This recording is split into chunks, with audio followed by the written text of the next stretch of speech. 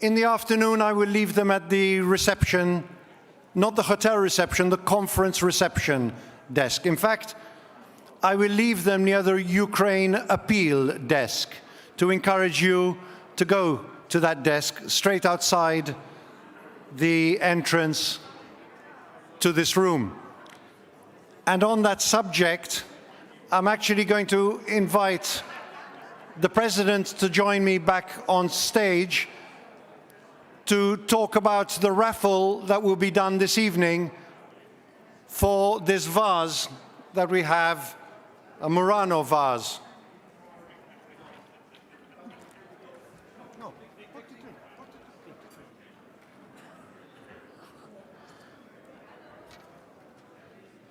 Hello, everyone.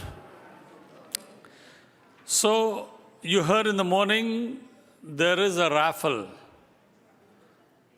And the raffle tickets are for 50 euro. 50 euro. The aim is to collect 8,000 euro for Ukraine. We've already collected 5,000 euros. I'm sure in the next, do you have a coffee break or something?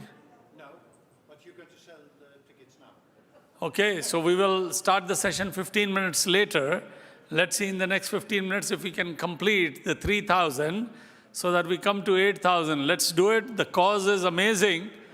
Of course, if you win, you will be able to get this beautiful vase, which is worth 8,000 euros. And it's made by one of the master, what do you call them, blower? Glass makers, one of the outstanding glass makers. So here is this piece. Go for this, but I would say go for the cause. I think we all can chip in a little, and let's collect those funds for Ukraine. They need it. Thank you.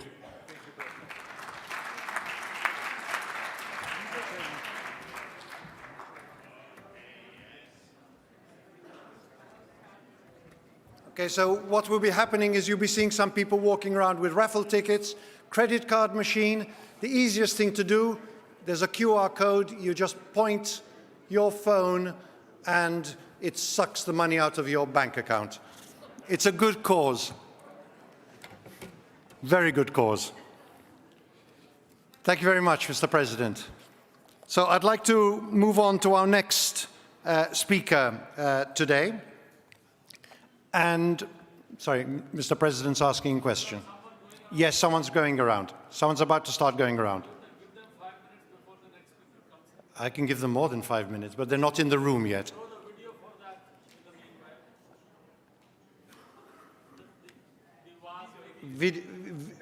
Carlo, potete partire con il video? This is the actual vase being made in this video.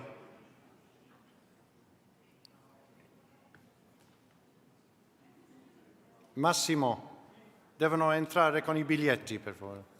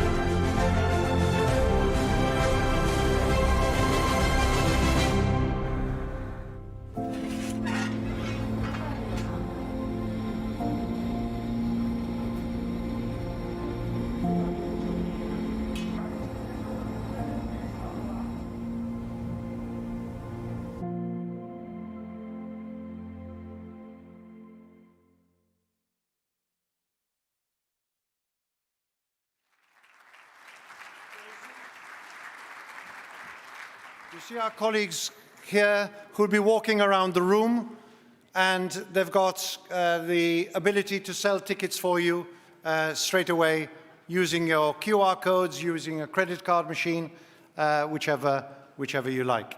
So please help in making this. It will. The film is bonus to whoever gets it. Good idea. With the film on it. Correct. Good idea. Yes. So whoever will win the piece will have the film of that piece being made, and also this will be shipped free of charge to your home anywhere in the world that you live.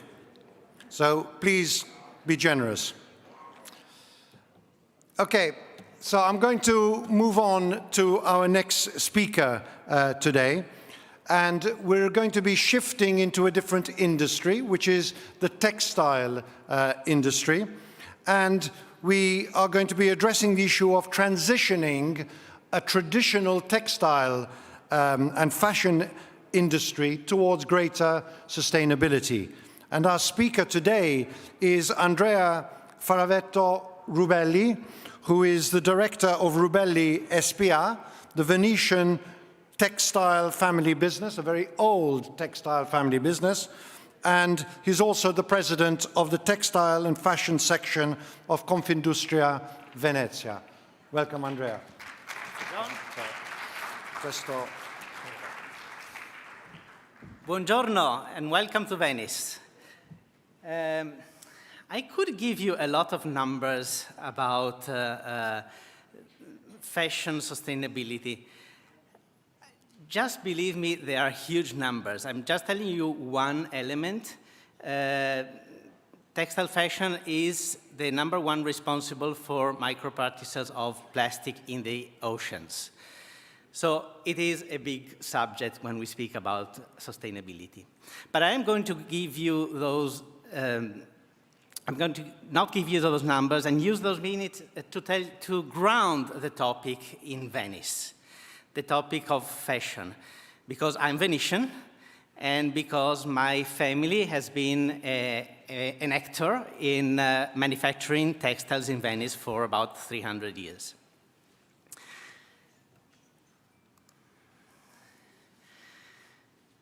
Venice, a fragile city.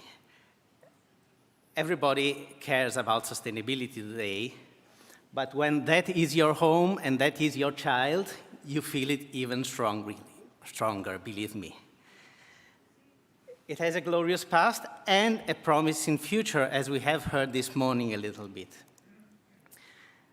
Venice is a city of merchants. That's how the wealth of Venice was made. And the most famous of all merchants, you all know, Marco Polo, who is a protagonist of the most famous trading routes and most ancient trading routes of the world, the Silk Road, named after the most noble of materials, silk, which gave birth to fashion. And this dates back into the Greeks and Romans empires. So Venice being the main entry door of the Silk Road into Europe, and also thanks to Marco Polo and the knowledge that he brought from the Far East, established a very strong local manufacturing of silk. And as you can see from Renaissance paintings, Venice was a fashion capital in the Western world. Not only silk weaving, but also wool weaving, dyeing, tailoring, lace manufacturing, the island of Burano, you can still see today, shoe wear, perfume. You have some perfumes in your goodie bag, Venetian perfumes, jewelry, and more. Eyeglasses were invented in Venice, in Murano specifically. Women's fashion was protagonist in Venice, as you can see from many Renaissance paintings. Behind that manufacturing was a whole organization like there are today. At the time, Venice set up a system of scuole, schools. They were not just schools where you go to learn. You see a lot of schools around Venice, old schools. And they were really guilds. They were organized by type of production. So there was the Scuola dei Tessitori di Panni di Seta. There was the one for the wool and the shoes, etc., etc. One you're seeing in Thoma is for the shoemakers. They coordinated and ruled all activities. They were managed privately, but ruled by the government of Venice, by the Serenissima. And they took care of all aspects, including welfare at the time.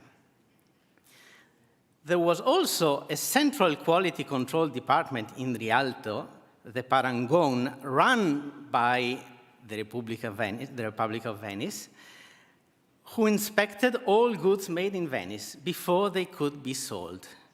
Nothing could be sold as made in Venice unless it was of highest quality, matching standards. And I, as a Venetian, think that we have to look at the past to solve the problems of the present. We need to reinstate the Parangone. We need to ensure that every product made or sold or every event made in Venice like this one be of the highest quality. This is the key to solving the problems of Venice sustainability. I know you all care about Venice.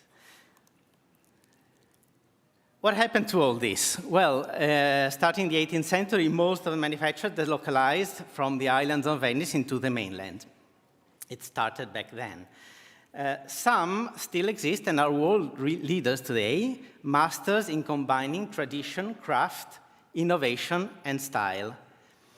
A few examples: the female luxury shoe district of Riviera del Brenta, started in Venice and delocalized in the 18th century over Riviera del Brenta.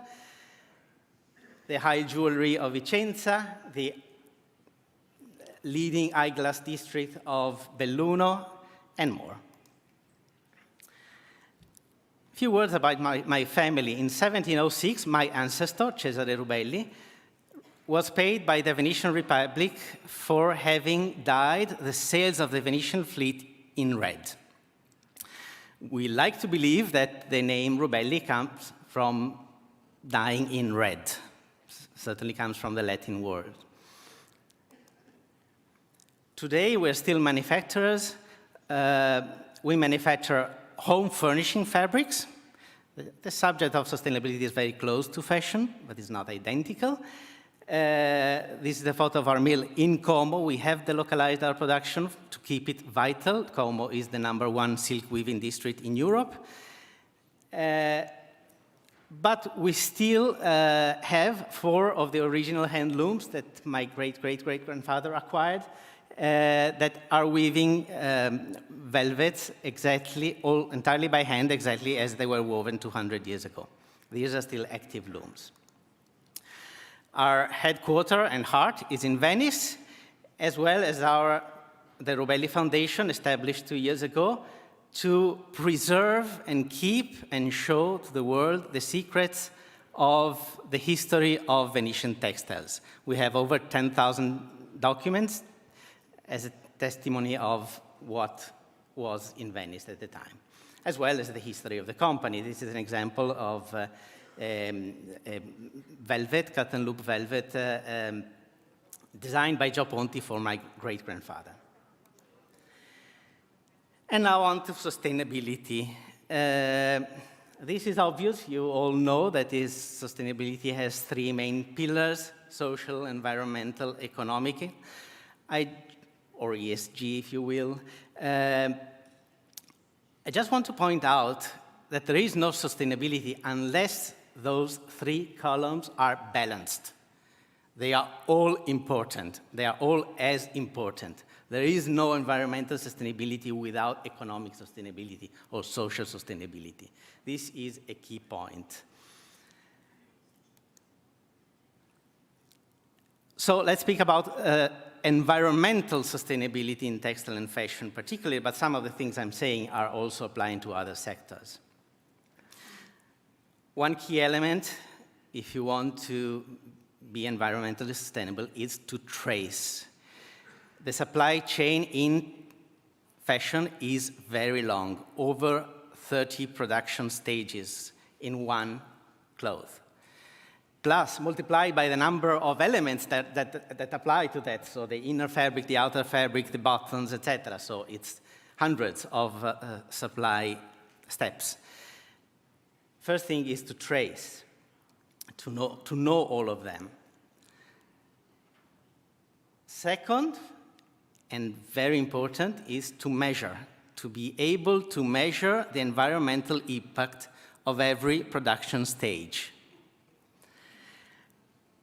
When we speak about economic sustainability, it is obvious how to measure. The tools are universally recognized. Everybody knows how to see if a company or anything is economically sustainable. It is not, absolutely not the case for sustainability. We have no tools. There are no tools. There are millions of tools, but they are not compatible with each other. It's a bubble. There are over 200 certifications for fashion sustainability around the world. What do they mean? Nobody really understands, or very few people really understand what each means. There needs to be a standard language throughout the world if we want fashion to become sustainable. Durability, this is important as the other, because if a garment lasts twice as another one and they use the same amount of resources and had the same environmental impact, well, the one that lasts twice is twice as sustainable as the other one. This is very important to keep in mind. And the fourth, we're all familiar with circular economy. So I'm going to go a little deeper in each of them. Tracing. Tracing of the supply chain that often, in most cases, almost in every case, happens in multiple continents around the world, from the raw material to the finished product. So also transportation is an important part of the environmental impact of fashion production.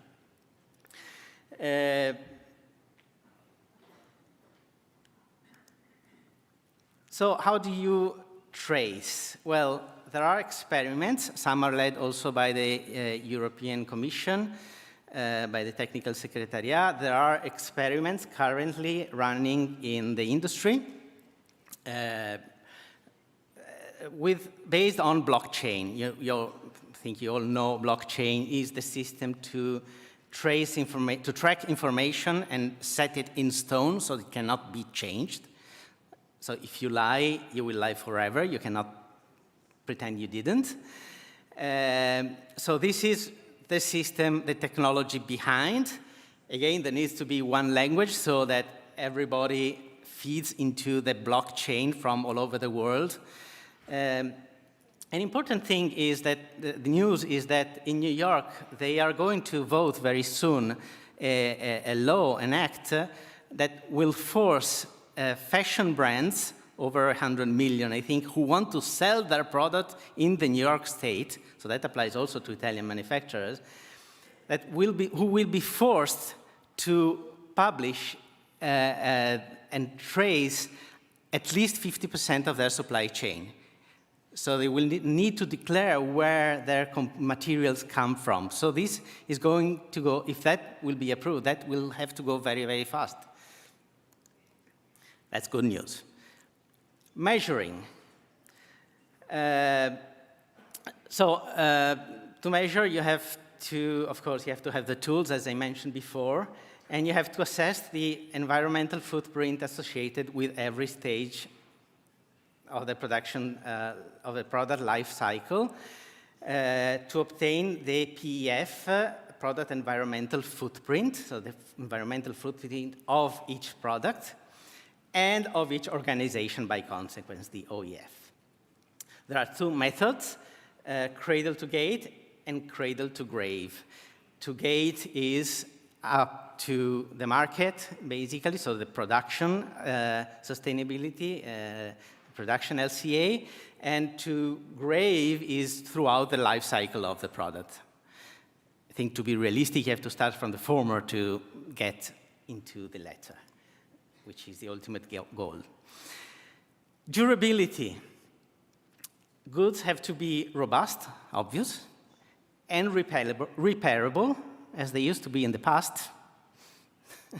Everything was repaired before it was disposed. It was repaired many times. We have to go back to that. But there's also another aspect of durability that I think is blooming in these years, and is the second-hand market for fashion. This is just a list, not complete, of apps or sites where you can go in Italy and buy or sell fashion products. This is very important. I think we all have to incentivize that, because that is critical to sustainability, because every good will have many lives if it is a durable good. Circular economy, I'm not going to focus on that because it's obvious. I'm just pointing out that the entry to the circle and the exit of the circle, so resources and waste, they need to target to zero. Because every natural process is an entirely round process. That is what nature teaches us. And whereas our linear economy is exactly the opposite, we have to get rid of every component of the linear economy and target a 100% circular economy. That will take, of course, long and big effort. Eco-design. Eco-design is an important, very important phase if you want towards sustainability, because you have to, one piece of fabric can be made of 2, 3 different fibers, 5, 10 different fibers, silk, polyester, wool, cotton, blend of fibers. To recycle those is very complex. If a product is made of 100% one product, it's like a plastic bottle or a glass bottle. They're easy to recycle. You know what they're made of. Garments, you don't know what they're made of. The labels often goes away or is not really complete. So to think about all that, so to think of when the goods will have to be recycled when you design a product is very important. And then to be able to set those information in stone with the blockchain is also important. The last part is the textile recycling hub. As part of the European Green Deal that we heard this morning from Roberta, it sets the EPR rule, which is the extended producer responsibility. That means the producer is responsible until the end of life of a product, not until they sold it. So Euratex, which is the European Association of Fashion, is to start 5 textile recycling hubs all over Europe as soon as possible. They're called rehubs. And Italy, through SMI, the Sistema Moda Italia, has started that. They announced in January that the Retex Green Consortium would be created, and it was actually created this week, formally, to establish a local rehab in Italy. How is that going to work? So Retex Green, shareholders will be SMI, the association, and individual companies, the founders, and then all the companies that will be on board over time. Similar to what is happening with packaging, for example, or with the electronic devices, there are already similar entities existing. They will hire a waste management contractor. They will not have a plant, a recycling plant. The consortium will hire and supervise and, of course, check over legal, that everything is serious and there's no illegality behind, who will themselves hire the collectors of the goods, of the waste, and the recycling plants. There will be multiple. So a good product at some point of life will be collected, will become waste, will be collected, will be sorted into 4 categories. Repair, sanitification is what will go into a new good product, so it will be reused, revitalized, or it will be recycled, meaning it will be converted into some raw material, some new raw material, or it will be converted to energy, it will become new fresh energy, or it will be disposed, and hopefully that 4th category will disappear over time. So, a few words about the promising future of Venice as world capital of sustainability is that this is a big opportunity for Venice, and as fashion in Confindustria Venezia, as a fashion organization, we, together with me, Sistema Moda Italia, we will organize, with the organization of the European House Ambrosetti, a convention in Venice, an annual convention, starting October 27, 2022, first edition, which we'll call Venice Sustainable Fashion Forum, to discuss all these topics, because there will be studies for years to get there. It will take decades before we get there, so we need to really focus, and this will happen in Venice every year. So this is our little contribution to the Venice sustainability and the fashion sustainability. Thank you.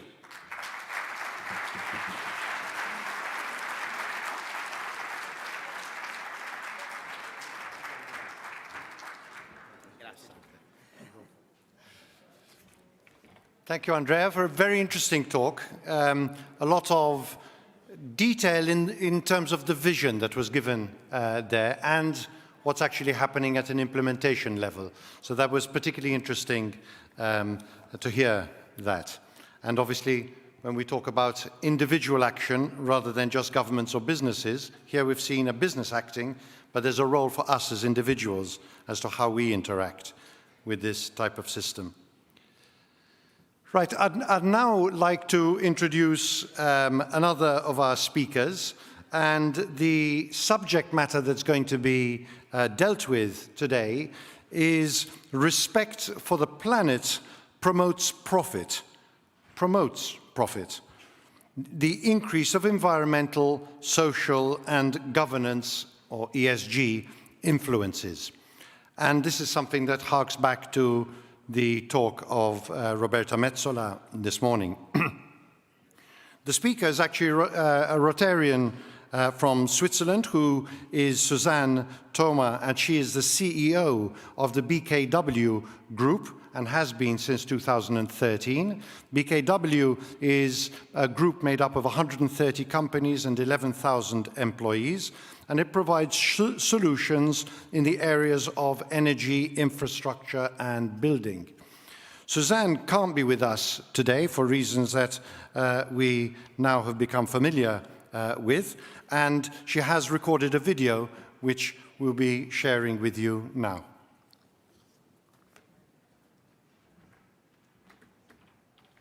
Dear Rotarian friends and colleagues, greeting from Bern, the capital of Switzerland, to Venice. Thank you very much for the opportunity to speak a few words about the topic of profit-friendly and planet-friendly. And I would like to show to you that there is only a contradiction between these two needs when we look at the short term. It is obvious, looking at the mid and the long term, business can only be prosperous if our environment is healthy and is developing well. Why? Because also businesses are part of the planetary system, are part of society, and without having a good cooperation and a good coexistence, mutually beneficial, a healthy development of companies is much more difficult. Now, from a far-away perspective, this is very logical and very clear. As often, the problem is then in the implementation. And because the problem is in the implementation, because you can have short-term gains if you are not environmentally friendly, there is more and more government interaction and regulation.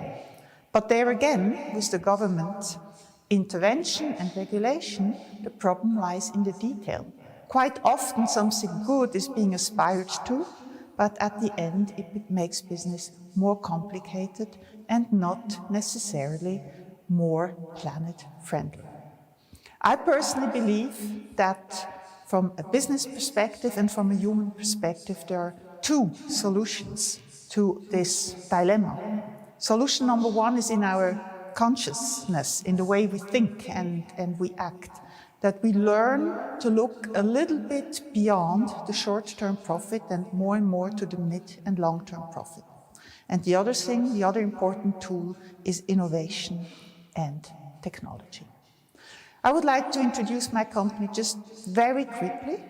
The BKW is coming from a history of classical electricity company having big infrastructure projects. By the way, an example of the development, also of the societal need, these large infrastructure projects providing electricity for millions of people have been seen very, very positively over a very long time.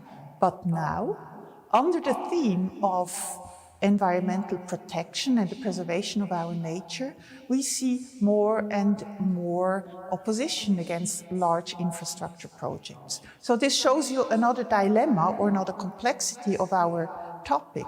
That is, what is being seen as good, maybe in the 60s or the 70s, is seen as complicated or maybe not positive a few decades later. Just think of nuclear energy. That has been the solution for many problems in the 60s, has now been vilified, at least in Europe, for a long time, and is slowly appearing from the background again as a possible solution for CO2-free electricity.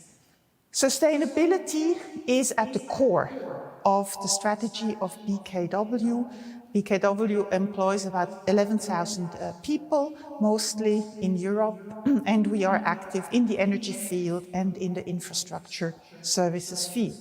Sustainability is becoming more and more a core of many companies, also, which is quite clear, because it is good business. Sustainability creates new needs and new customer requirements, be it in energy, for example, the ability to produce energy exactly then when we need it, as an alternative to energy sources that produce energy more intermittently. This is a new business, not a new business development, but a more and more important business development. It is made possible through digitalization and more technology. Sustainability is also at the core of the infrastructure business of BKW, and their technology and innovation becomes more and more important. You see it also in the building area, which is a large growing market. Sustainable buildings are a key for a sustainable future. Sustainable buildings consume a lot of energy and they emit a lot of CO2. And energy efficiency, besides producing energy from renewable sources, is one of the key elements of a sustainable future in the energy and the infrastructure business. Innovation and technology do help to solve core problems of our society. At least they have the potential to do so. And I believe that this is the tool for the future so that we can continue to have economic growth, not only in Europe and in America, but also in Asia and economically not so far developed countries. We have to remember that still something less than 1 billion people live in great poverty, and that is a situation that is not really acceptable for a sustainable world. Knowledge and experience for future-proof infrastructures are key. BKW is developing this know-how and this experience, and it is a long way for us and needs a lot of investment. Our goal is, as humankind, to balance prosperity and the needs of the environment. Because we are part of the environment, but also for the environment at its own sake. But it cannot be at the cost of more poverty in the world. We must achieve less poverty in the world while protecting our environment. And one of the key elements to achieve this goal is to use technology and innovation, and to use it widely and to use it for the benefit of mankind. Thank you very much.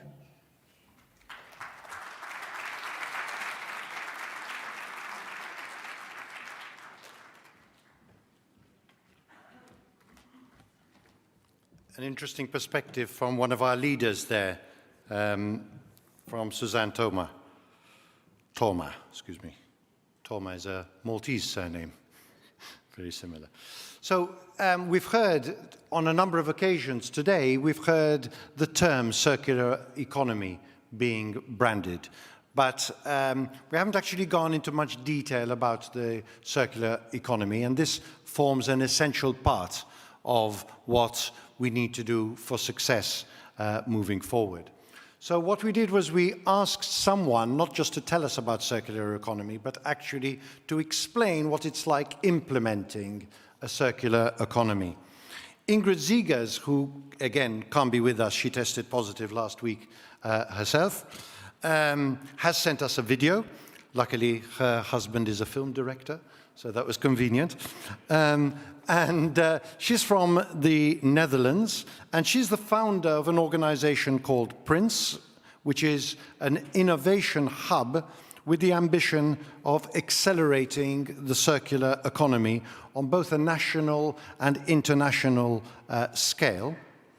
Having pioneered sustainable innovation based on circular economy design principles while at Philips, Ingrid has also been an expert of the EU Committee of the Regions on the Green Deal Circular Action Plan and has been involved in the implementation within the Friesland region of a circular economy. So Ingrid's video, Carlo, you can go ahead with that. Thank you. Good day, my name is Ingrid Zeegers, and it's a privilege to be with you. I learned from the program that you've already seen impressive presentations, and it's my honor to share my story on how to implement a circular economy. I will tell you about the why we need one, what it is about, and how to implement. But first, why am I not in Venice with you today? Well, these are really strange times, and I want to be close by with my family. At the same time, I try to limit my flying as much as possible because of environmental reasons. Let's start. These are the amazing companies which gave me the opportunity to deep dive in what circular economy is about. I'll share you the insights I gained over the past 15 years. First, the why. And that's very simple. We only have one Earth, and the Earth is abundant in its regenerative capacity. However, we use the planet as if we would have 3 planets. And at the same time, we also created the concept of waste, a concept only mankind has invented. This is the result. Of the 9 critical boundaries on our Earth, we now in overshoot of 3 of them. Biodiversity is most crucial, but also an element like phosphorus we're running out expected in the next 70 to 100 years. It's critical for our food system, and if you want to learn more, there's a great Netflix documentary about it. The Club of Rome already predicted it in 1972, when they published their report Limits to Growth. It's now 50 years ago. Their research was replicated in 2016 by the Melbourne Sustainable Society Institute, and it proved that the Club of Rome was very accurate. It also proved that we are very slow on acting upon it. The results are there, as shared biodiversity is rapidly declining and crucial metals are expected to run out already in the next foreseeable 20 years. How can we turn this around? This is the summary. Basically, we overconsume without taking the consequences properly into account. We need to design our products and services in a complete new way. We haven't addressed, till now, properly the concept of waste. In the circular economy, there is no concept of waste anymore. We also need to harvest the sun in a completely new way. There's abundance of sun energy every day again for all our electricity and warmth. However, we need to learn how to capture that in the best way. And while we live our lives, the production of our consumption also produces collateral damage like air, ground and water pollution. Next to waste, we spill. It is expected to have more plastics in the ocean by 2050 than fish and also in ourselves. Next to that, we made labor in our region way too expensive. We ship the food to China because it's cheaper to process over there. This is a flaw in our economy and also in our job creation. And in February this year, the IPCC announced that we're now really running into risks which become unavoidable. There's urgent action needed. This cartoon shows how much our efforts till now are not focused on this. We remain keeping our lives while other issues are on the horizon. Unfortunately, this image is even deteriorated by what's happening in the world right now. So, we all know this. What can we do about it? We can be the change. Every day again, we can start and make a difference by driving positive impact. And that's what circular economy is about. We need a paradigm shift from sustainability to regenerative, from a road to zero to creating positive impact. This is a journey we need to co-create and co-own. The circular economy is about designing and developing an economy which is socially fair and at the same time remains within the limits of one Earth. By now we have over 100 definitions on what circular economy means. The most simple one is closing only the loops, the cycles. But we learned the more we take into account from social and environmental part, the more positive impact we create. Again, ultimately, it's all about our intentions on what we want to change every day again. And so, this paradigm shift elaborates on many more elements. It's about to change from fossil to bio-based, to change from competition, getting all hands on deck to collaborate towards this new future. And instead of cuts, we need to create meaningful jobs for everyone. This butterfly model sums it all up, what the circular economy is about. It's elegantly simple and at the same time radically different from today. There are only two cycles to consider. The first one is the biocycle. In this one, we need to make sure nothing toxic enters the biosystem. If it does, we need to consider the technocycle. And in this technocycle, we always have to include take-back propositions. However, this is also a source for many great new business models, including loyalty with your consumers. We need to envision and design according to this cycle in a 100% manner. Only this way we really create these radically different designs. At the same time, it's not always like we have to invent everything again. 50 years ago, we were more circular than we are today. We had only one bin of waste every week. Now households produce 50 times more. Ultimately, we have to make sure by recycling, truly recycling and upcycling again, that the concept of waste is eliminated. And for this, we need to design with the end in mind. We need to include all the paradigm shifts in our thinking and in our designs as soon as possible.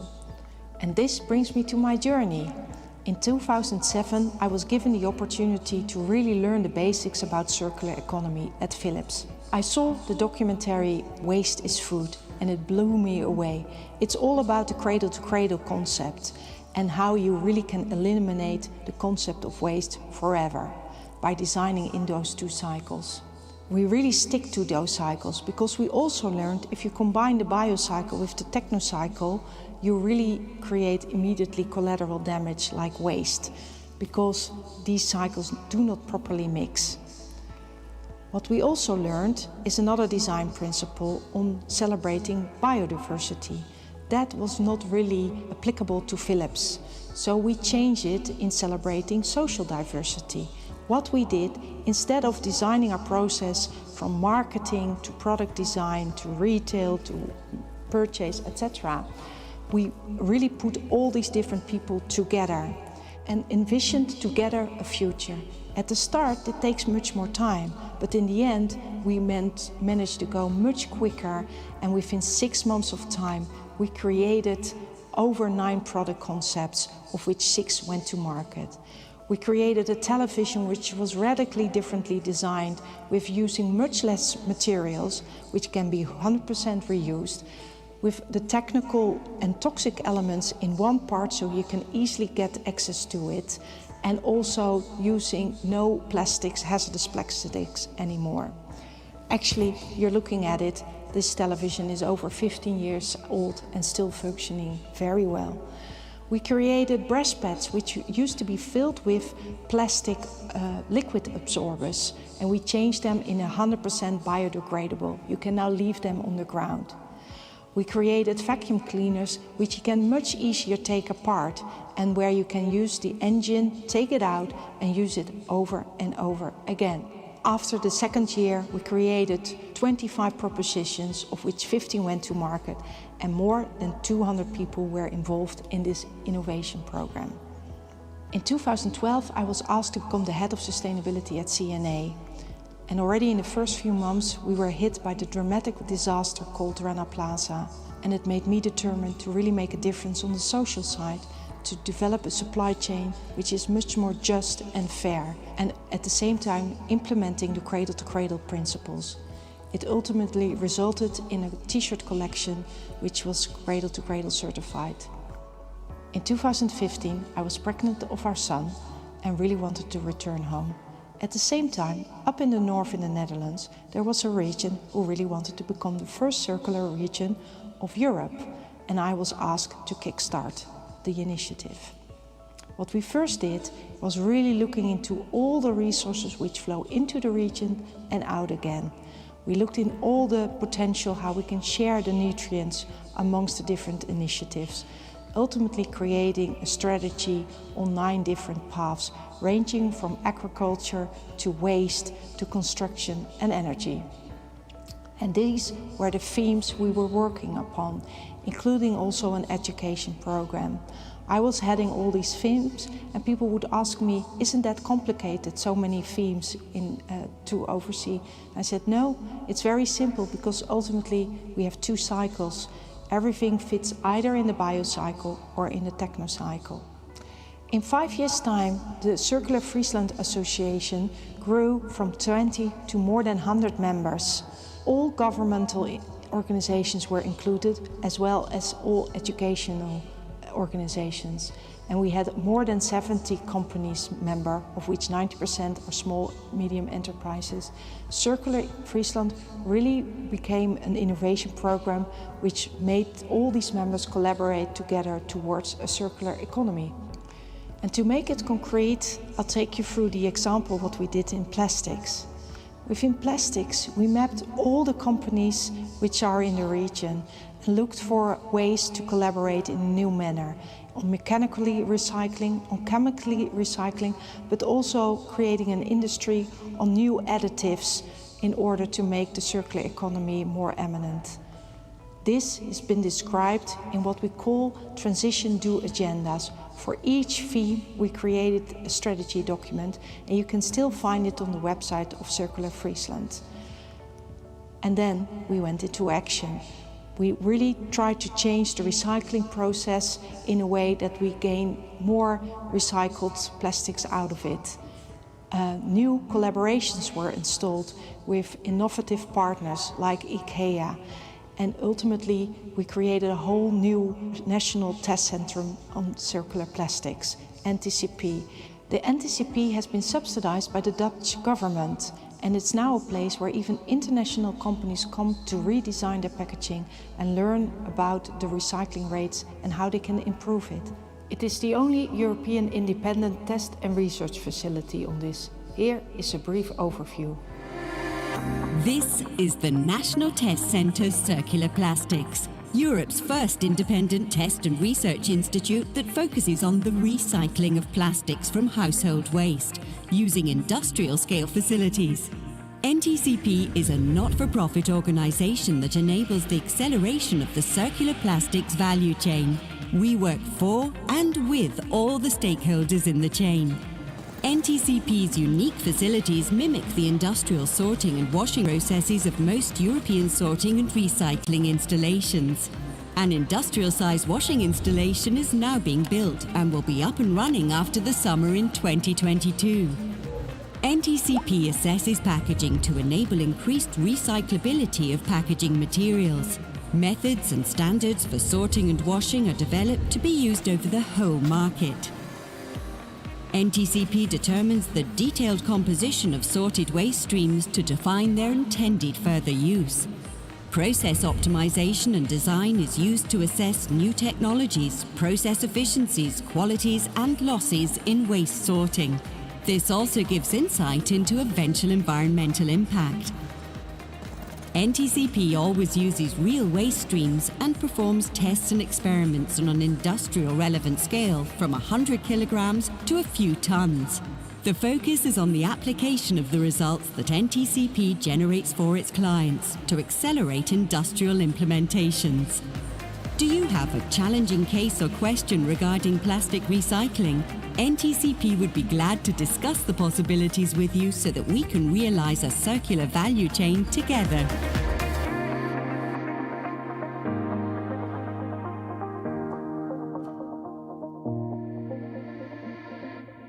If you want to learn more, you can check the website. We did the same for construction. We mapped out all the buildings which would be built in the next years, as well as the one which would be demolished. And we learned how much material would become available to be used over and over again. At the same time, we created regulation-free zones where we could really experiment on new techniques addressing climate neutrality, circularity and waterproof systems, both in the city as well as outside, creating completely 100% bio-based buildings. In 2020, I was asked to become the expert on behalf of the Committee of the Regions for whole Europe. And it's been an honor to work on the document, the Circular Economy Action Plan. This is part of the Green Deal of the EU, in which they really set out all the design strategies for implementing a circular economy in the whole of Europe. It's about 35 laws which will become applicable in the next 5 years. And this brings me to today, to PRICE, which stands for Practice and Innovation Center on Circular Economy. It will become an action lab where companies, the government and local education organizations work together to really drive a circular construction economy. The next film illustrates this collaboration. We staan voor misschien wel de grootste verandering voorstelbaar: de integrale transitie naar een duurzame samenleving. Voor het versnellen van deze transitie zijn inspirerende innovaties, voorbeelden en voortdurende kennisontwikkeling nodig. Maak kennis met PRICE en haar partners, die samenwerken aan een duurzaam Flevoland. PRICE is heel hoopgevend voor de provincie, omdat we daar echt een soort levend laboratorium krijgen om te zien hoe dingen in de praktijk echt kunnen veranderen. De rol van PRICE, wat mij betreft, zou kunnen betekenen het bij elkaar brengen van de partijen. De samenwerking met PRICE is van belang omdat wij als school een heel mooi practoraat hebben. Maar we hebben gewoon een orgaan nodig wat dat eventjes overal kan gaan zien en ook de samenwerkingsverbanden kan zien. En het werkt ook uiteindelijk veel leuker als je met z'n allen een ambitie wil neerzetten En ik denk dat Price daar ongelooflijk ondersteunend in gaat worden. Echt de samenbinder die helpt om ons allemaal te versnellen. En ook lef en initiatief durven te nemen. Almere is een goede gemeente, er is een enorm woningtekort. Dus juist daarin kunnen we denk ik goed samenwerken om ook in Flevoland te experimenteren met die circulariteit en dingen echt op te pakken. Dus de ambitie is er, maar ook de wil om het waar te maken en dat is voor ons heel belangrijk. We hebben een project met Safe Plastics. Om een plastic huis te maken van gerecycled plastic. De bouw is al begonnen op de Floriade en we willen ook daar een studentencampus van maken. Wij docenten en studenten zijn dus op zoek naar mooie ambities, mooie uitdagingen om aan te werken die bijdragen aan die duurzame samenleving. Als we het hebben over de 5 O's, dan is het eigenlijk heel belangrijk dat al deze verschillende deelnemers en partijen samen ook nog 2 O's vormen, namelijk dat ze onderdeel zijn van de oplossing. Dus ik wil heel graag met al deze partijen, met deze O's waar wij als overheid onderdeel van uitmaken, onderdeel worden van de oplossingen van de toekomst. Het Price-team hoort graag wat het kan betekenen om de circulaire economie te versnellen. Heeft u daar goede ideeën voor? Laat het dan weten. Dat kan via onze website www.price-ce.nl. This is our call to action towards a circular construction economy. And that's very much needed, because in the Netherlands we face a shortage of over 500,000 houses. At the same time, we lack the skills, the competences and the talent to really drive this circular construction economy. And at Price we try to bridge those realities. We do this by providing inspiration on what can already actually be done today. All the new techniques and materials which are already available, and really inspire people to use them already in the buildings. At the same time, we want to become the hotspot on circular bio-based construction materials. And this guy actually asks whether his roof window comes from agriculture. We develop new value chains which takes agricultural waste all the way up to construction materials. If you want to learn more about Price, please check our website where you can see our latest developments. You can also visit Price at the Floriade, the International Agricultural Exposition, which will be held this year. Over there you see the latest technique on food, but also on circular construction. In sum, my journey has been about 3 elements. First, start with the end in mind. Envision the future without any compromise. At the same time, know exactly where you are today and focus on the good. Focus on the strengths you have already with you. And while you do it, educate yourself in the circular design principles. It will be a creative and a rewarding journey. Some last insights. Life is a cycle, or perhaps it's more like a spiral, and we can decide whether it becomes a positive one every day again with our intentions. Be the change you want to see in this world.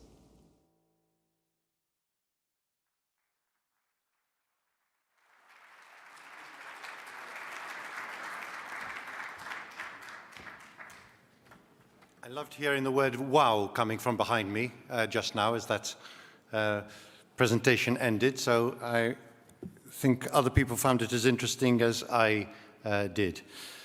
Of course, in all of this, one of the elements which is particularly important is energy.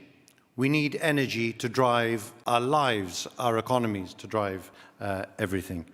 And therefore, I'd like to invite to the podium Dr. Barbara Terenghi, who is the Chief Sustainability Officer and Director at the CEO's office at Edison, Italy's largest energy provider. And she will be addressing the topic of transitioning the energy sector towards a more sustainable future, particularly important now with what's happening in Ukraine. Barbara. Thank you.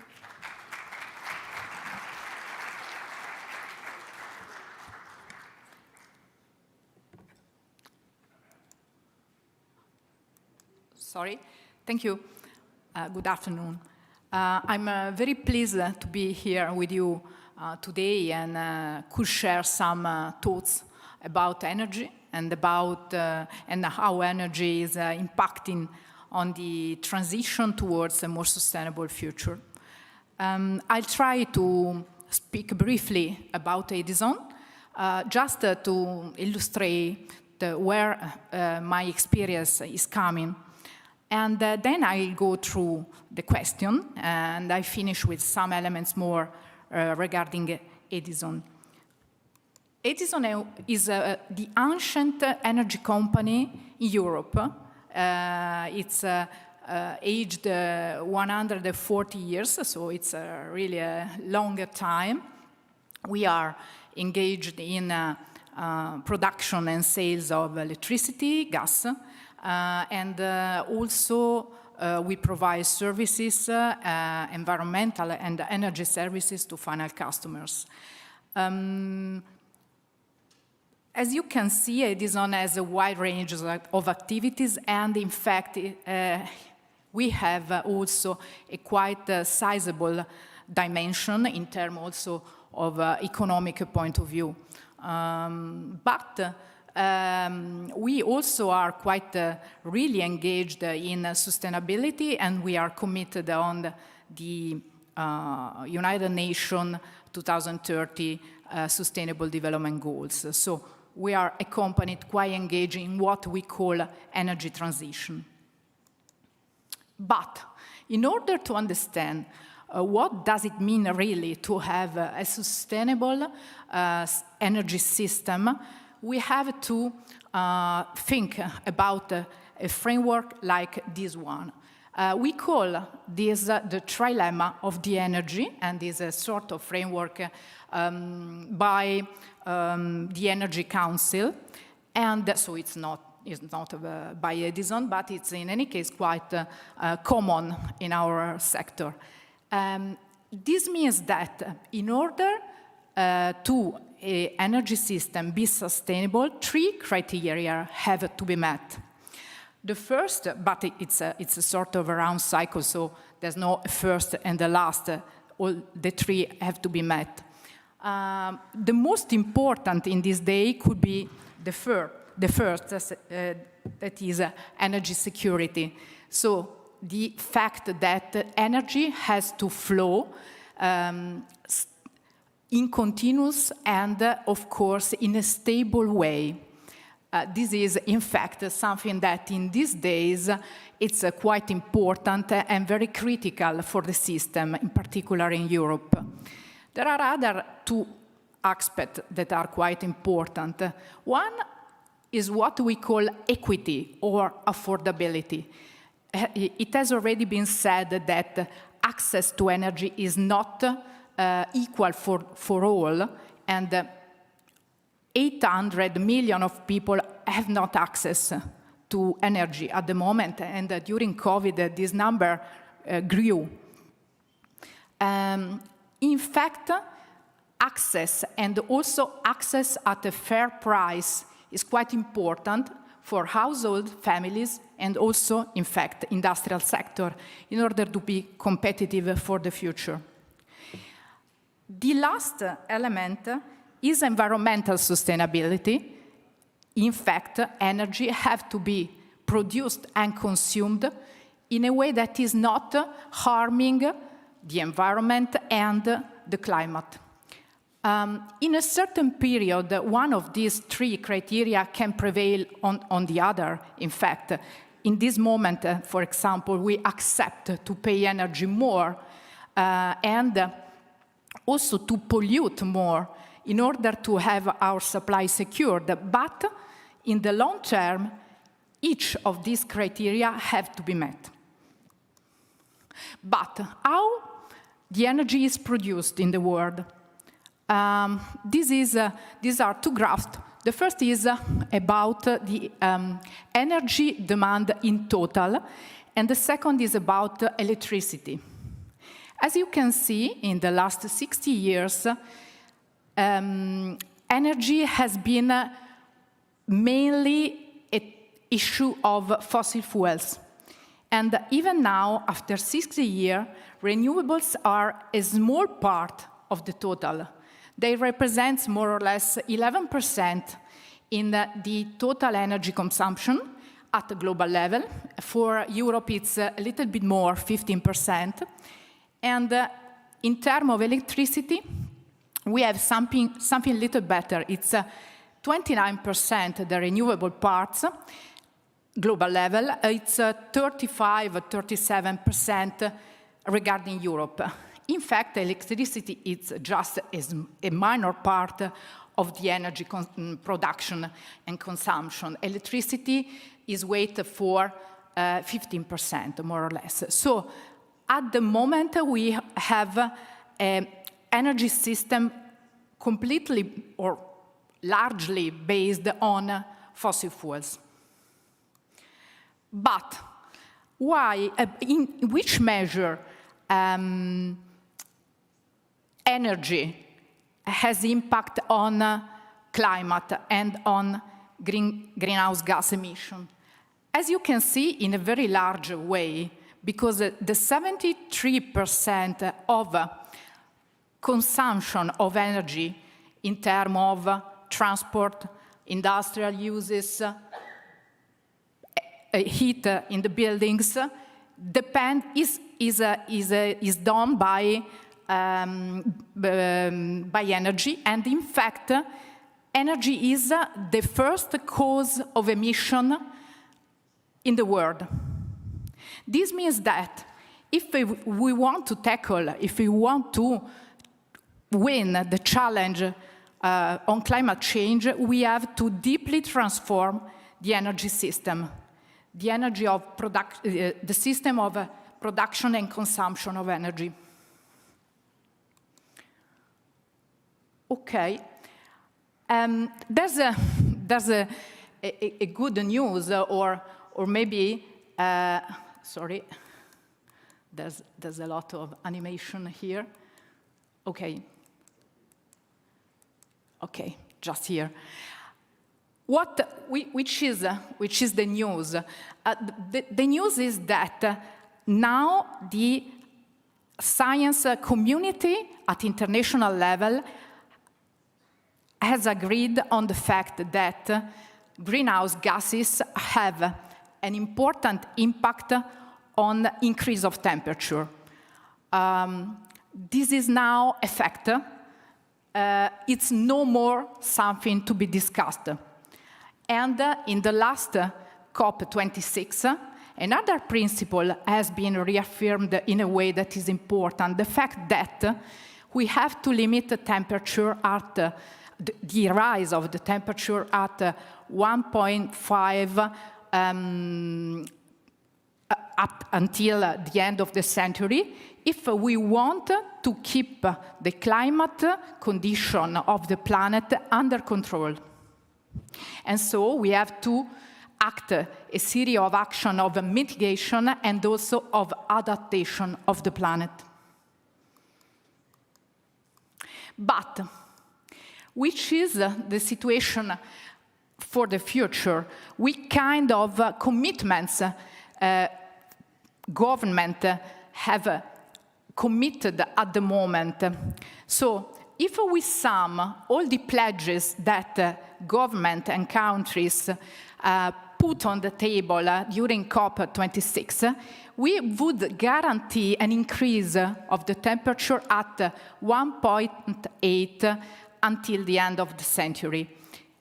In fact, what it is important to say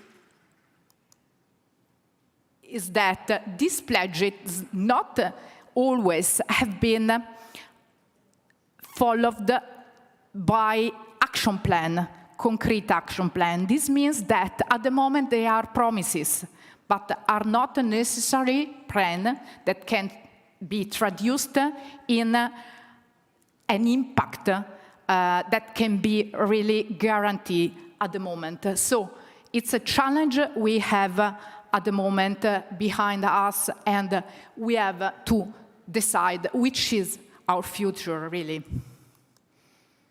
Which are possible levers in order to tackle this kind of situation and in order to guarantee that at the 2050 we could be in the possibility to have a net zero economy, meaning an economy where the quantity of emission done in the system are completely compensated by other actions that are positive in terms of capture of CO2 or other greenhouse gases, like, for example, nature-based solution, as they are quoted this morning by President Mehta, for example. So we have a lot of solutions, and in fact, they are also different in terms of level of maturity. For example, we have a first level that is absolutely used and very simple, that is energy efficiency. International Energy Agency says that energy efficiency is the first really measure for the transformation of for the energy transition, because it's cheapest and it's, of course, very simple to implement. I put also electrification and renewables. Why these two are together? Because electrification is a very good idea, in fact, of changing final uses of energy, using electricity instead of gas, for example, or instead of oil, but provided that this electricity is produced by renewables. Otherwise, it would be more or less the same things. So renewables are one important cornerstone of this transformation, but as you know, they are intermittent. This means that in order they to be effective, we need to work very much on storages, and what allow to storage energy and make energy available in the moment where is needed, really. Then we have other solution, of course, and as in previous intervention, R&D is absolutely fundamental, because it is quite unlikely that in the future, for many industrial activity, gas will not be used anymore. There are some industrial sectors, like, for example, iron, steels, cement, where molecules are needed. And in this case, what we have to do is work of different way to provide gas, probably decarbonized gas, probably hydrogen, or other technological solution like carbon capture and sequestration. So this means that something has to come. Not all the solutions are on the table at the moment. And in fact, I brought this graph that is very interesting. It's another graph of the International Energy Agency that shows how for 2030 we have already technologies in place in order to get the milestone, the intermediate milestone. But in order to arrive at 2050 at net zero, we need for sure innovation and other technologies that are not at market standard in this moment. But this kind of transformation will have a very high cost. It's a cost that many institutions have tried to measure. I brought here a recent study of McKinsey, but other study could have been brought the same way. And the amount is absolutely huge. We are speaking about 9 trillion per year from 2020 and 2050. And it's more or less 50% more than a normal investment in energy. This means that this will have also impact on the final prices of some industry, like steels or cement, but also in the final prices of energy, because probably a part of this cost will be passed through to the final customers. And this will probably increase a certain problem relating to low-income people, because for them, the bill of energy represents a big part in percentage of their budget, of their monthly or yearly budget. So we are in a phase where energy will not anymore cheap and abundant. The scenario is completely changed. And also on the point of view of job market, we will have a disruption because it's absolutely true that new jobs will be created, for example, in green jobs, in renewables, in energy efficiency. And McKinsey estimates that there will be more than the jobs that will be destroyed. But even if the balance is positive, we will have a situation where in certain part of the world, people will be without job, and in other part will grow. So we are in a situation where it's clear that this kind of transformation has to be a system transformation and can be just and orderly only if the mix between market forces and regulation forces will be quite balanced, and finance will have a positive impact in terms of flowing capitals and in terms of multiply investment in order to guarantee also a development of the economy that will be necessary in order to bear the cost of this transformation. Some final words on Edison. What about our commitment in the energy transition? First of all, we decided to have a leadership role here. So we gave ourselves an important commitment in terms to be an energy transition leader and also to be a responsible operator. In the last 15 years, we abate very much our direct emissions, but the work is not finished. So we have to continue probably to arrive to a net zero together with our parent company, that is Électricité de France, quite a large European player in the energy sector. Then we quit from oil and gas in 2020, so decided to leave this sector that is, in fact, a very impacting sector from the point of view of the environment.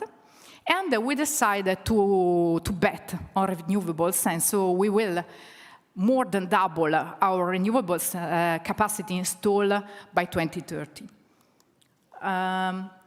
On top, we are quite engaged in energy services, so we are trying to accompany our industrial and government customers in a path of decarbonization and, in fact, energy efficiency. And also the retail customers.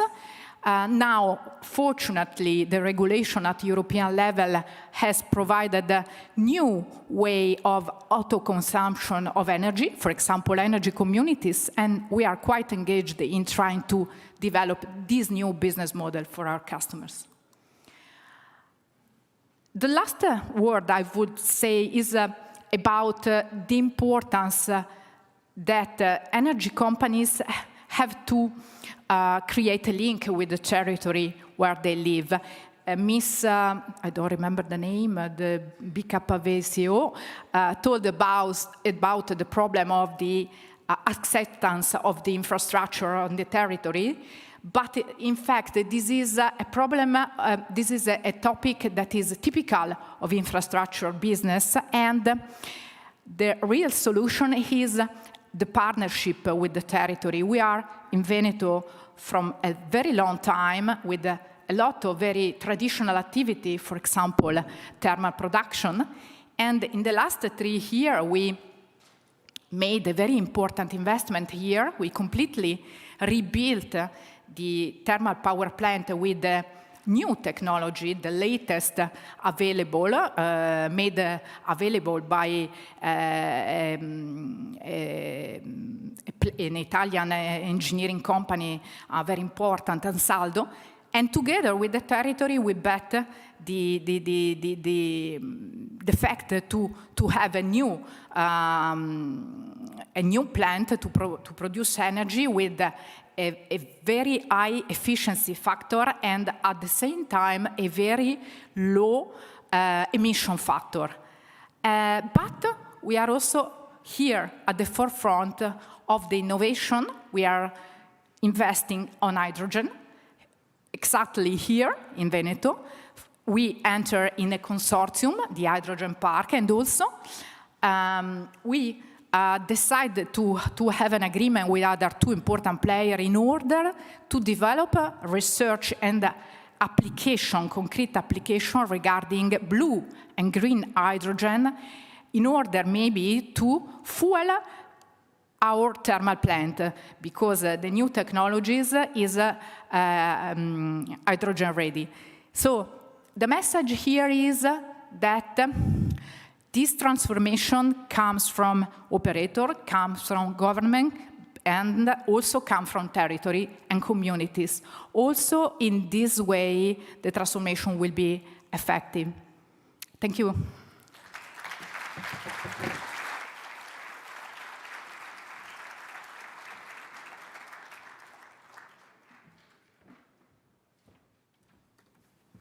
Thank you, Barbara. We've been hearing the last three presentations from the side of the commercial and the industrial side, and we're going to switch in our last two sessions of this afternoon to two Rotarians who are actually going to focus more on the Rotarian aspect of this. So how does it all fit in? Because obviously the coexistence of the commercial and the industrial side with the normal side of our lives. And this shouldn't be lost on you if you look at the logo that we designed for the conference, where you will see the new, the commercial, the industrial in the background, and Venice, the old and the traditional, on the foreside of our logo. This has been very much a driving force behind us. Again, our last two are going to be videos, unfortunately. Gunilla Östberg is our next speaker. She is a Rotarian. She is the author of a book on called Sustainable Business. She's a consultant on sustainability. And Gunilla is also a member of the international board of the Environmental Sustainability Rotary Action Group, the RAG. And Gunilla's speech is going to be about why the environment is important and relevant to Rotary.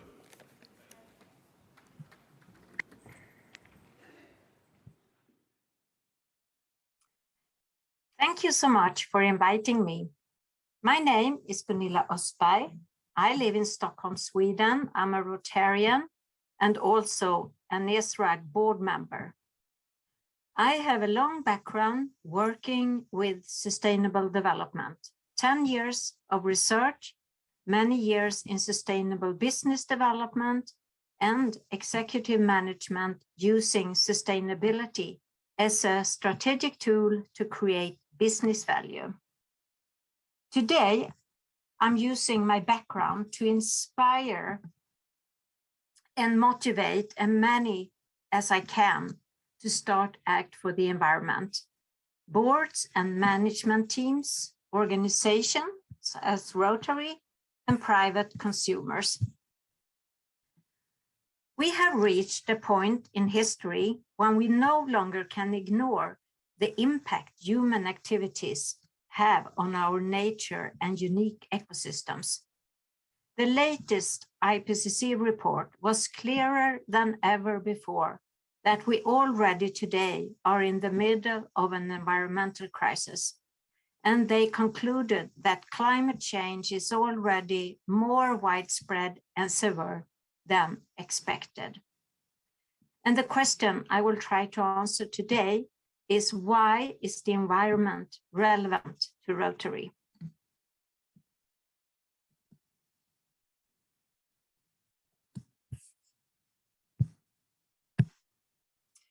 Industrialization and economic development have affected the climate, terrestrial, and marine environment on Earth. This by overexploiting resources and use land, oceans, and atmosphere as a garbage dump. The great acceleration, as science called the human development since 1950, the population has grown exponentially, and so has the economy, production, and consumption, and consequently, the environmental impact. According to science, we are pushing ourselves out of the geological era called Holocene, the unique stable period in Earth's history for the last 10,000 years concerning temperature, CO2 content in the atmosphere, and sea level. An era when our Earth processes were able to regulate the stability and resilience for life on Earth. A time of stable climate and predictable seasons that has been extremely beneficial to human development. Now we are entering the Anthropocene, a new age where humanity becomes the stewards on planet Earth. That means that the world as we knew it and benefited from during the Holocene will now be dependent on our skill to manage the Earth processes. Well managed, we can keep the Earth system stable and safe, and thereby life on Earth. The world leader's strategy for making a transition to a long-term sustainable future are the UN's goals for sustainable development, Agenda 2030 with the 17 SDGs, and of course the climate change. However, we must remember that these agreements are compromises between intergovernmental negotiations. Don't get me wrong, Agenda 2030 with the 17 goals for social, economic, and ecologic development are very important. It's the first time in history that over 190 countries comes together in 2015 and made a common plan for sustainable development. The problem is that recent studies has shown that the SDGs related to the environment are not sufficient for reaching safe conditions for our ecosystems. The science behind the environment goals are, among others, the planetary boundaries. But the message and goals has become inexplicit and diminished during the negotiations. The truth is that we will never be able to build social and economic welfare without having high-functioning ecosystems. And today, the risk for irreversible damages on the ecosystems are serious and real. The recommendation is therefore concerning the environment to both fulfill the SDGs and to follow science recommendations. Serious and independent research is the best source of knowledge humanity have available. And here's where the planetary boundaries comes in. Now I want to give you a short overview of science message concerning the environmental crisis. Over the past 15 to 20 years, Stockholm Resilience Center with Johan Rockström and Will Stephan, together with a large number of international researchers, have identified 9 Earth processes which delimit and unique stable state in the Holocene area, actually since the dawn of civilization. These 9 Earth processes, as you see them here, regulate the stability and resilience for life on Earth. They are all affected by human activities. The research group has tried to quantify a safe limit for each of them, a so-called planetary boundary. The color indicate how hard the human activity puts pressure on each process. Green is stable, orange is risk, red is high risk. Beyond the safe border, the green zone, it becomes more and more likely that sudden negative changes may occur, so-called irreversible tipping points, a new state of equilibrium that may not suit our ecosystems. And as you can see in this illustration, 5 of the 9 planetary boundaries have now been crossed, so much so it threatens our own survival. And that's why researchers are warning louder and louder to take action, and that this decade will be crucial for how humanity can manage the situation. That concerns climate change, novel entities for pollution, biogeochemical flows, natural cycle of phosphorus and nitrogen, land system change, and also loss of biodiversity. These are the 5 focus areas we need to manage until 2030. The green zone in the middle guides us to a safe space for humanity to act. And if we can stay within the green zone, we can manage the earth processes to remain stable and the ecosystems to be healthy. This means that science has given us a strategic map in the planetary boundaries for humanity to steward our future. If you would like to learn more about the earth processes, you can find a video presentation in the link here. So, who's responsible for the sustainable transition with a special focus on the 5 earth processes? We will, of course, use Agenda 2030, climate agreement, and the planetary boundaries as our guide. They are all science-based, and it's a common view of over 190 countries and the best knowledge humanity have to manage the situation.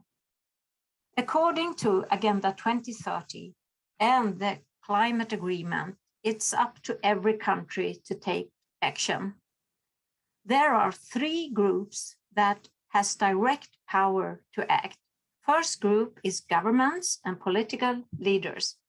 And this concerns both national and local politicians. They also need to create frameworks and incentives to speed up the transition, and also be brave to set goals and take difficult decisions. Next group is trade and industries. And for this group, a sustainable transition is super beneficial. It is a myth that sustainable development in companies is unprofitable. Both studies and experience show that sustainable companies create business value, shareholder value, brand value, and very important, they are able to attract talents and young students.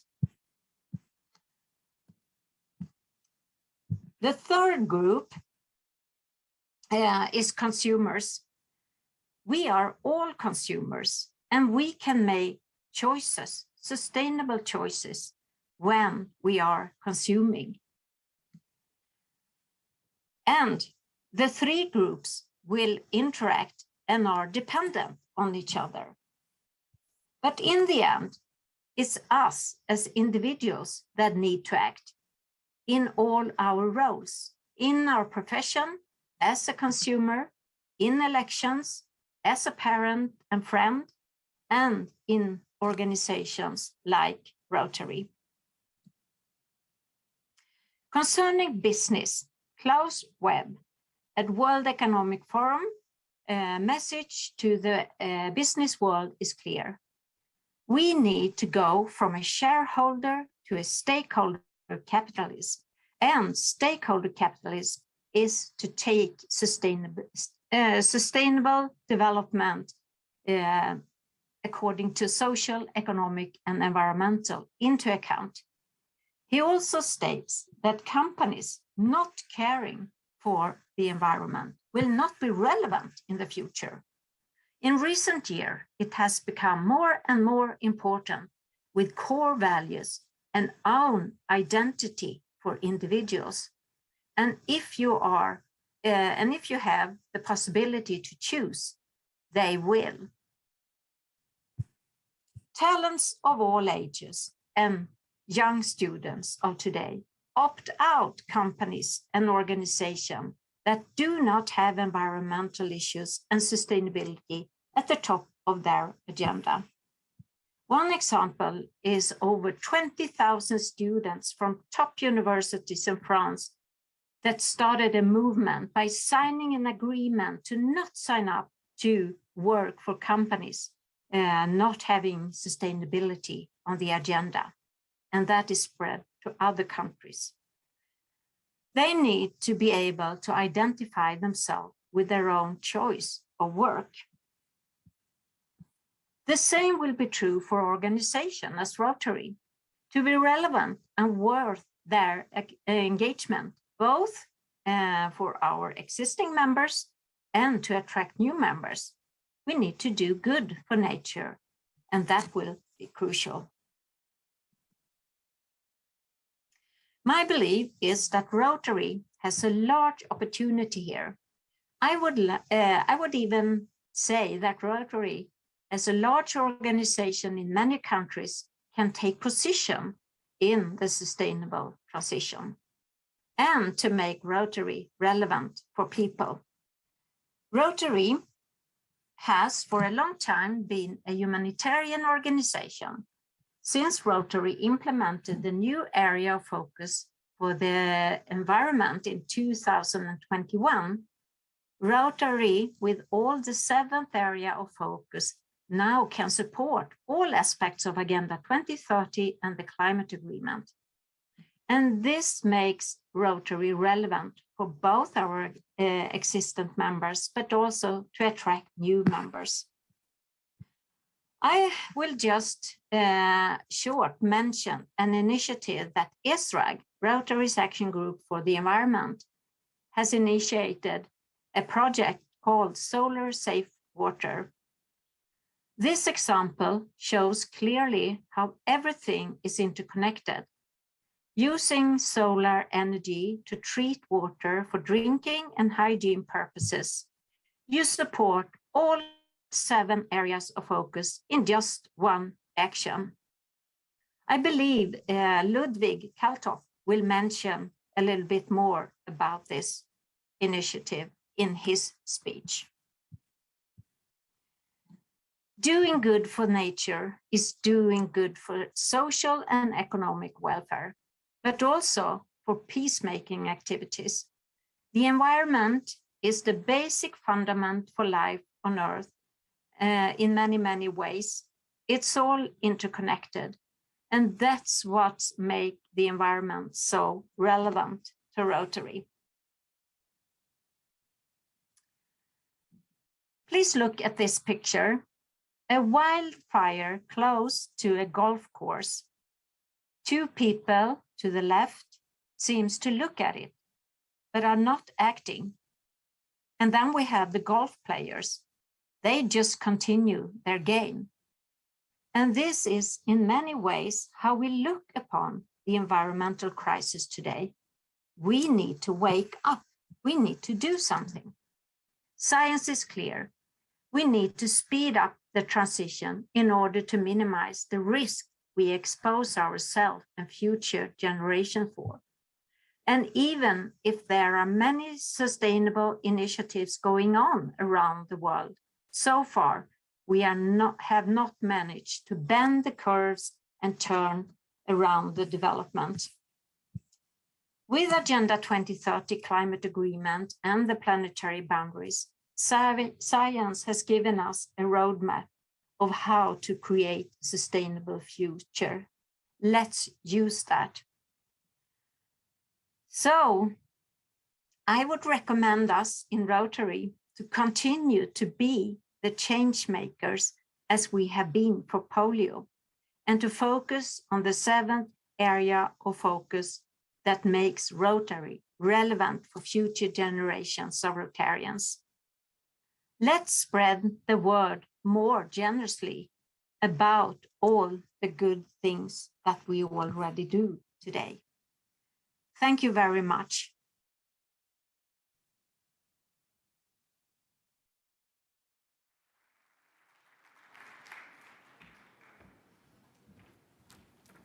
Thank you, Gunilla, who's watching from home, actually. I just got a message from her.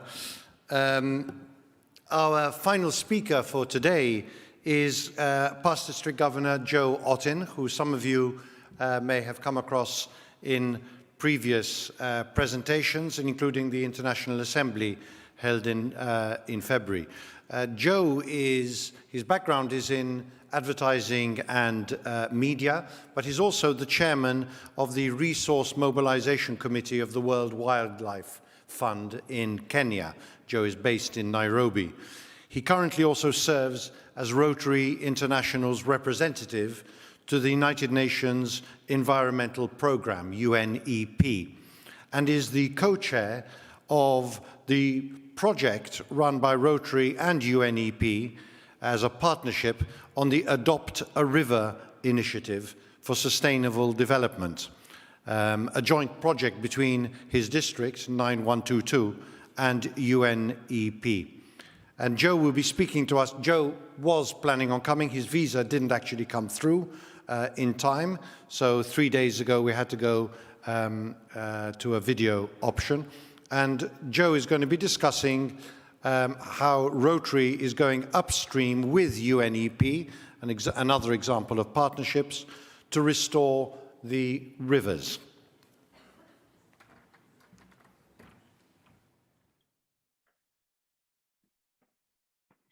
As the co-chairman of the Adopt a River Initiative for Sustainable Development, it gives me great pleasure to share with you some of our ideas and the experiences that we have had as we work to restore our rivers. I'd like to congratulate the organizers of this conference for putting together a wonderful program, and I'm honored to be one of the presenters here today. It is no wonder that rivers have a special place in culture, within art, music, and legend. The founders of mighty cities secured foundations mostly where the lifeblood of Mother Nature offered a continuous supply of the Almighty's refreshment. Primitive societies worshipped rivers for the same reason, that they were brought a pure supply of the mountain's offering and booked unwanted waste on a free ride to the netherworld. Civilization, however, comes with an unavoidable side effect, including the incredible burden that society heaves on the very environment that it relies on for its survival. The advancement of mankind has its cost, and rivers pay a large portion of the fee at the expense of their virtue. With population increase comes thriving agriculture and expansive industry to cater for the growing needs of urbanization, all of which have traditionally found in rivers an outlet for their waste. There is a new set of ideas intended to reverse the negative effect of river pollution in the Horn of Africa, dubbed Adopt a River Initiative for Sustainable Development.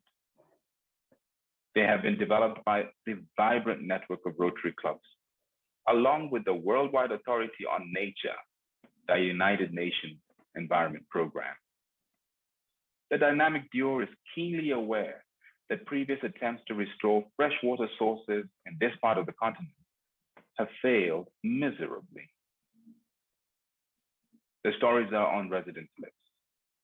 those who, at some point, picked plastic waste at the river cleanup, or dug deep into their pockets at the national fundraiser, or perhaps bought the t-shirt and even watched the movie.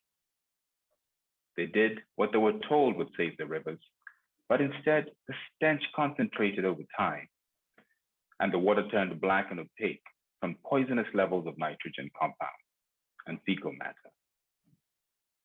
What they did downstream, where the pollution was evident, would never really have an impact on the unacceptable dumping occurring higher up. The second generation farmer, aiming to drive up the yield, pumps into the ground with fertilizers that end up seeping into the river. The property developer, seizing the opportunity to offer housing to those workers who have come from out of town looking for jobs, builds low-cost boarding in an area with inexistent sewage infrastructure, and the effluence from the estate finds its way back into the creek.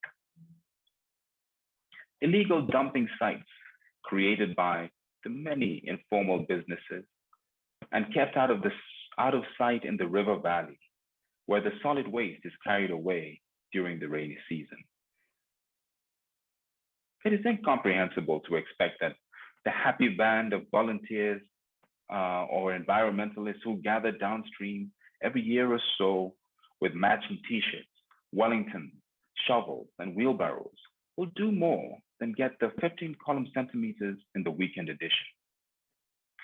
There is absolutely no impact whatsoever without comprehensive data that underscores the magnitude of the problem, estimates the extent of the pollution in any given water body, uncovers the sources of waste matter, and identifies relevant stakeholders.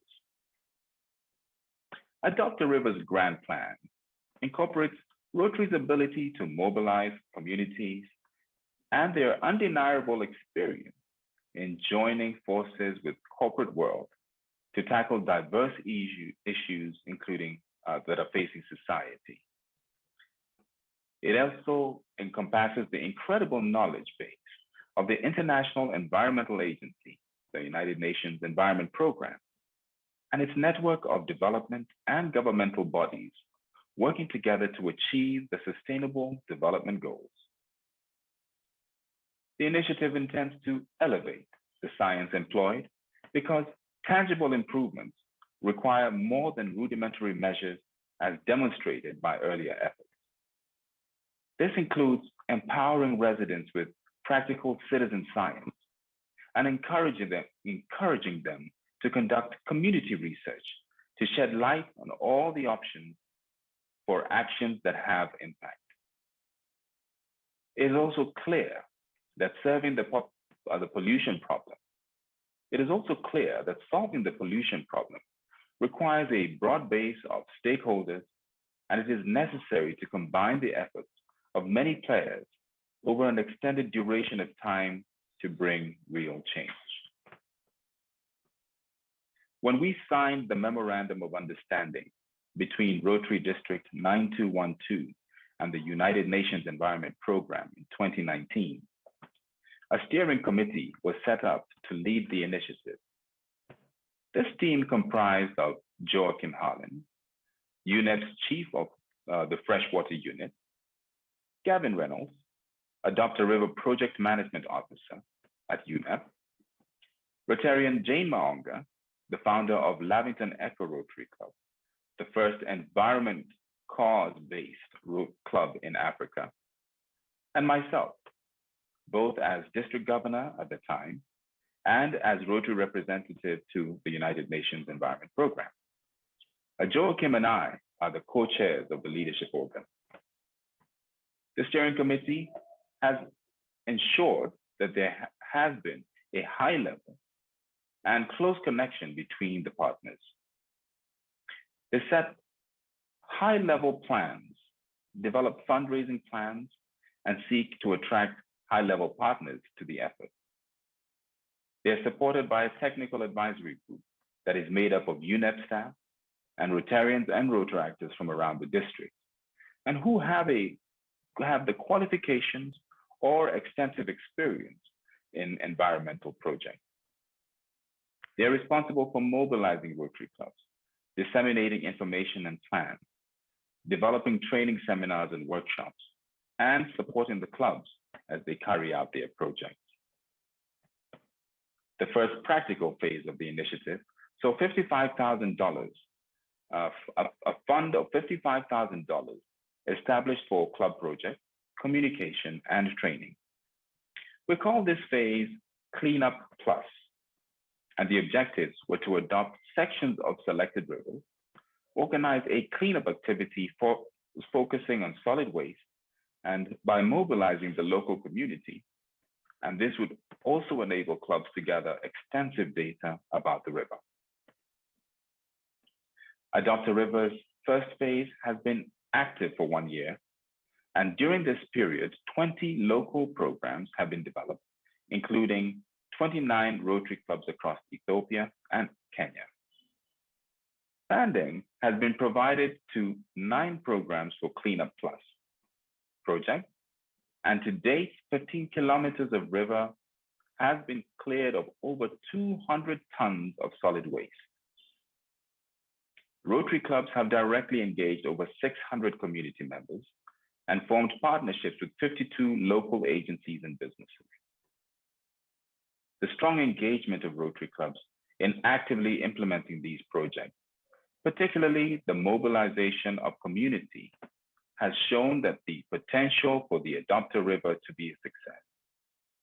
And the active partnership for both Rotary and UNEP has been a key ingredient to the success so far.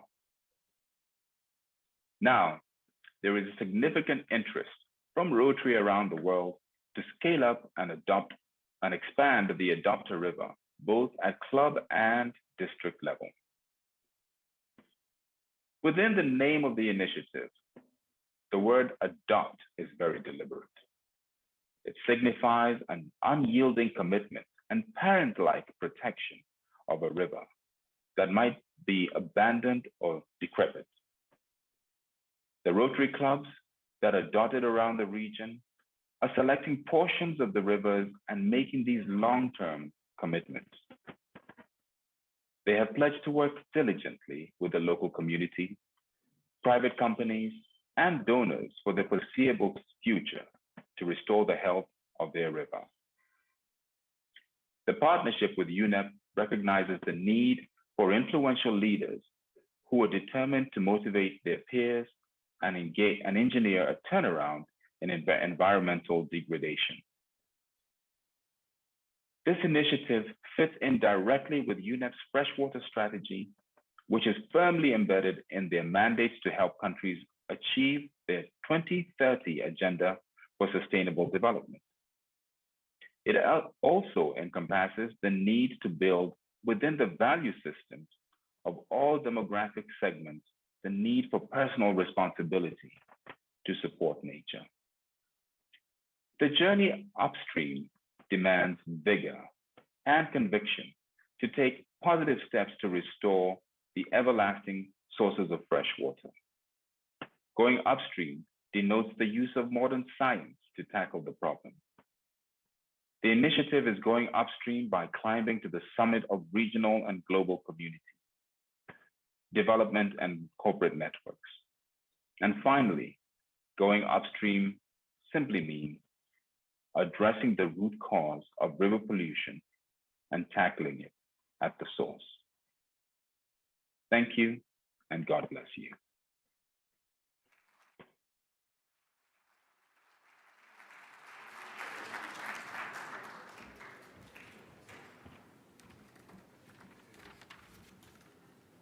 Right. Well, we've come to the end of today's session.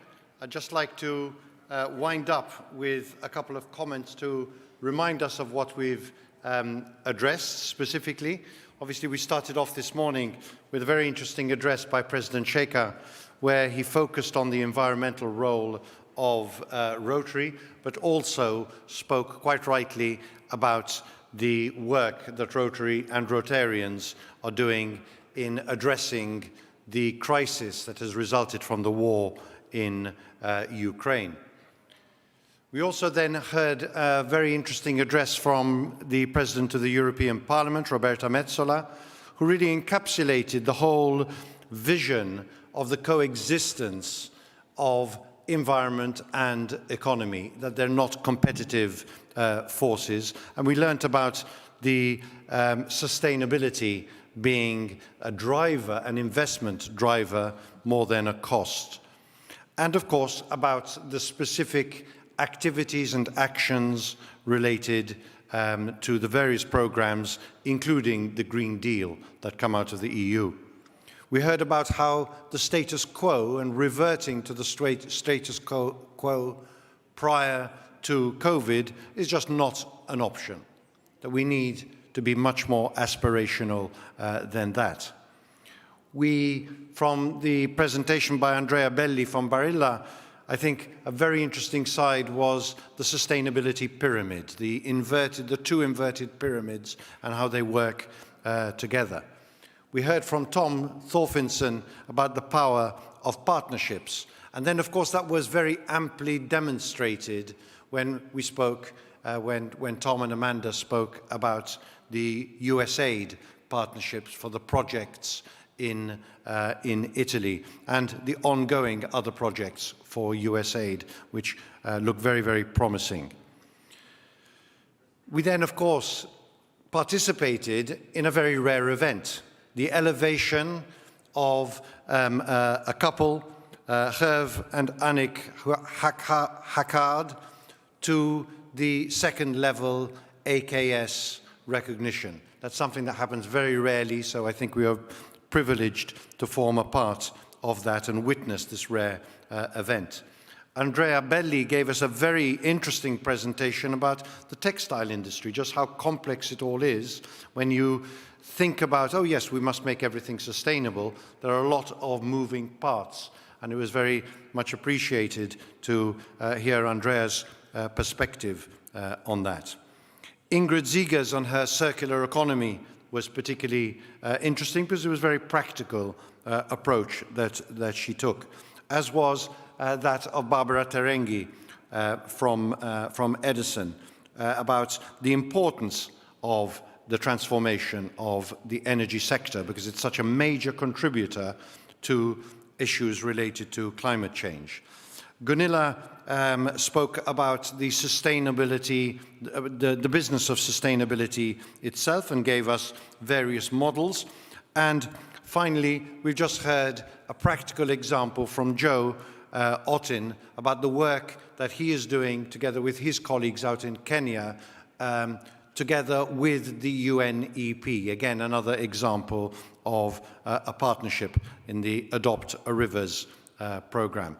So I think we had a very varied, each of these built on the previous session. So I hope you have found that interesting, and tomorrow we'll be able to further explore some other issues. I'd like to just finish off with 2 points. Again, I'm going to urge you about the raffle. This isn't about the vase, it's about Ukraine. We're trying to raise funds that can be used actively by our colleagues in the front line of this crisis. So I please ask you to address this. Again, as you go out on the right, you'll find our counter, as you will also before the gala dinner this evening. Whoever does win this prize will have it shipped. They'll have a photograph being received by the President of Rotary International this evening. So please look into that. The final point, just to remind you for the dinner this evening, to carry your vouchers, please. You will need your voucher. You will need your COVID certificate to get into the room. That is an obligation. And a final reminder, masks and sanitizers. Okay. Thank you very much for being with us today, and I hope you've enjoyed the session. We'll see you tomorrow morning. Thank you.